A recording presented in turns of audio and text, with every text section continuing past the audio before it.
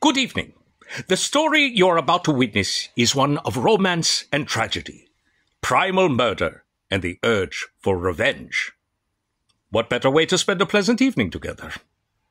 From the beginning, it was an odyssey of deception and trickery. One moment I could see the light, like the beam of a train engine hurtling past. The next moment, all was darkness, and the thread that I pulled came away in my fingers and led to nothing.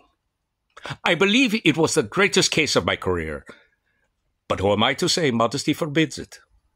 It was certainly the most difficult I have ever encountered, and it made me question the very deepest values that I have held since I was a young man.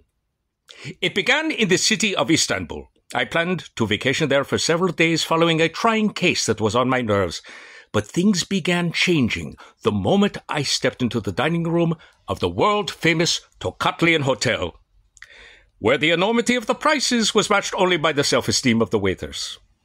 My name, incidentally, is Hercule Poirot, and I am a detective.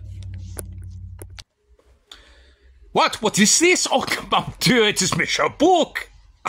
Mon ami, what are you doing here? Of course, I am a fool.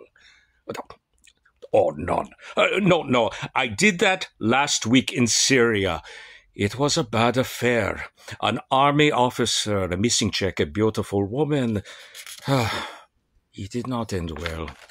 The man was guilty, that was certain, but perhaps because I pressed the man too hard to admit his guilt, it was unfortunate in the extreme, and yet I believe I did nothing wrong. It is what I live by. Oh, I was hoping, I was going to play the tourist, but at the desk there was a telegram from Scotland Yard begging me to return at once, so I have asked the concierge to get me the ticket for tonight on your famous Orient Express. No, stop! There is a piece of paper that has been burned, perhaps to hide its contents. There seems to be something written on it.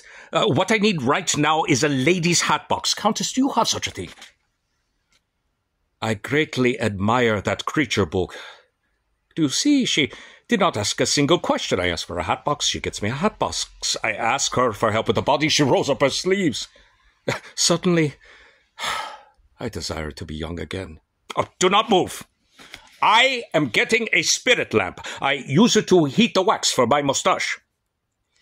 Because this time I am using science to catch the guilty party. Usually for me it is the psychology, the mind of the killer. But not with these clues, because I do not trust them. The handkerchief. Did a woman drop it, or did a man put it there and say, I will make this look like a woman's crime? The same thing with the pipe cleaner, eh?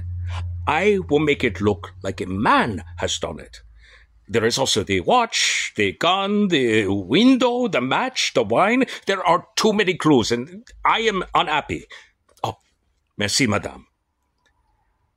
If I asked you to leave your husband and come away with me to Monte Carlo, what would you say? I will get back to you. In the meantime, please, hold this. Thank you. Echelon, I believe that this paper is the remains of a note, perhaps a threat, that was burned to conceal the information it contained. Now, I want you to watch very closely, for I believe that some letters will appear, but only briefly, as the flame is striking them, and we must regard them while we can. Now, let us put it over the flame like so. Ha! Did you see it?